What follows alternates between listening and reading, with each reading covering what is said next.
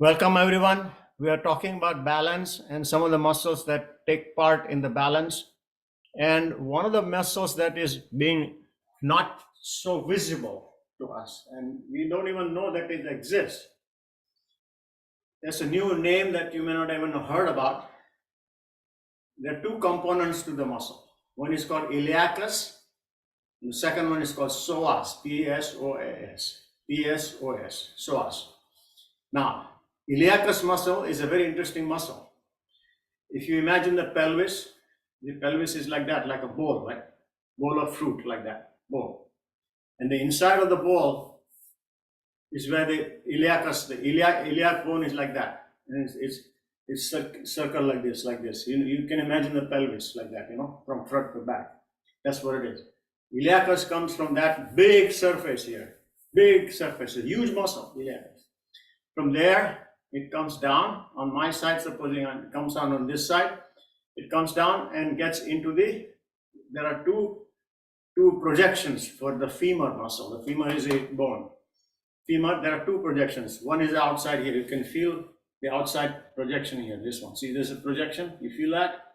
That's called the greater trochanter. It's a name, but feel that projection. Many times you can feel that. And then inside, there's a smaller projection, which is called the lesser trochanter.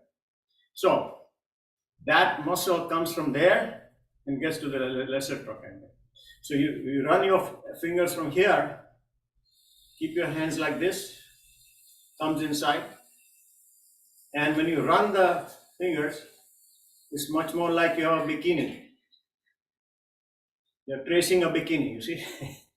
You trace the bikini from here into the inside of the thigh, just exactly like the bikini.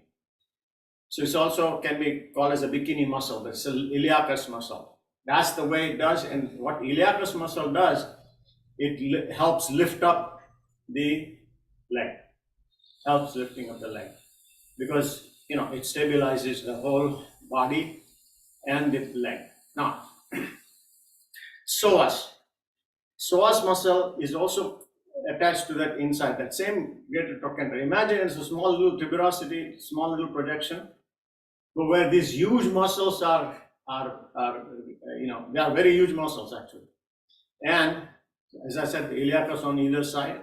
Now what you want to do is you want to take your hand out like this, make it to the center, get the elbow to the center, and or maybe I will do it this way. It goes from this side, from the center, it goes to the two slips. They come out like this from the back here. The psoas muscle comes from all the back spine, all the way lumbar spine. Huge muscles. They come on both sides. Let's do it this way. This is easier to see. From both sides, that comes all open up the five fingers. Open the five fingers. There's so many slips of the iliacus. So they come down like that. And close the fingers as you go down, close the fingers into a point, and go to the bikini point down there. So imagine that whole span like a fan, comes like that. So now, since they are crossing the hip joint, what they do is they stabilize the trunk against the legs, and stabilize the legs against the trunk. They are the connective muscles between the trunk and the legs. So now, let me show you something.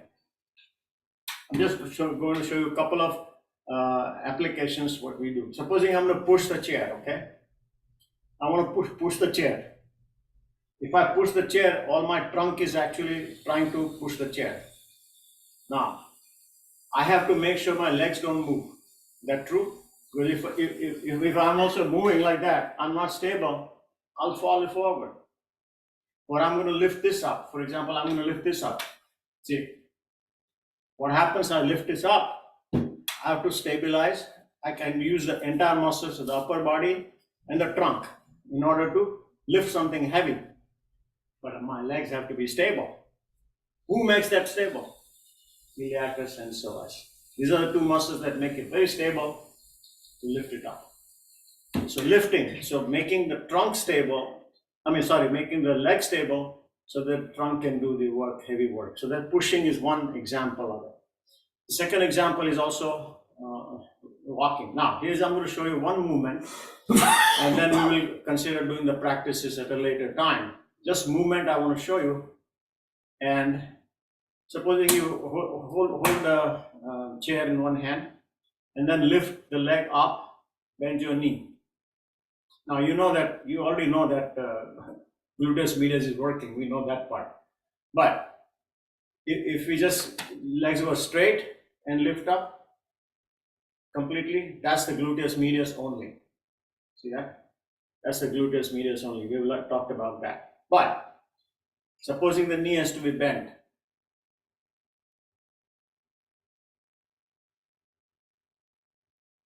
Now, what I want you to experience is, I'll show it to you in a different way.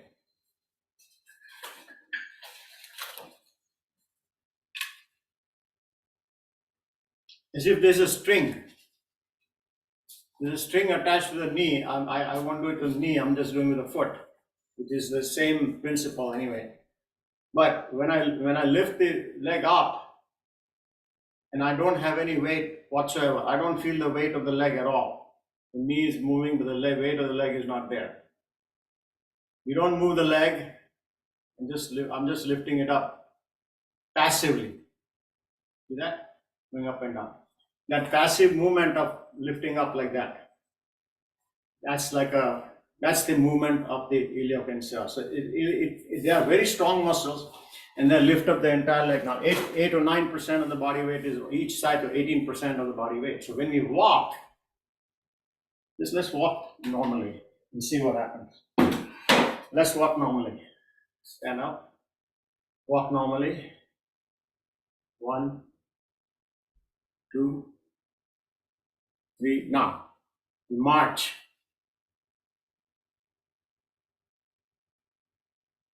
Slowly march. That's your iliopsoas muscle working. And the pelvic is also being stabilized. So the combination of this is very crucial. These muscles are crossing the hip joint, huge, massive muscles. And what's interesting about these bigger muscles is, the major muscle mass, the more use of calories, the more use of energy. So if anybody is in a weight management program, make sure you use the bigger muscles. Make sure you exercise your bigger muscles, the glutei, the thigh muscles, the psoas, which we don't even recognize it's there. They're all deep inside the pelvis, you see. Doing that, it has been proven that the A1C in diabetics responds very well to proximal muscle exercises. That has been proven already. So, welcome to the world of psoas, iliopsoas, and gluteus medius.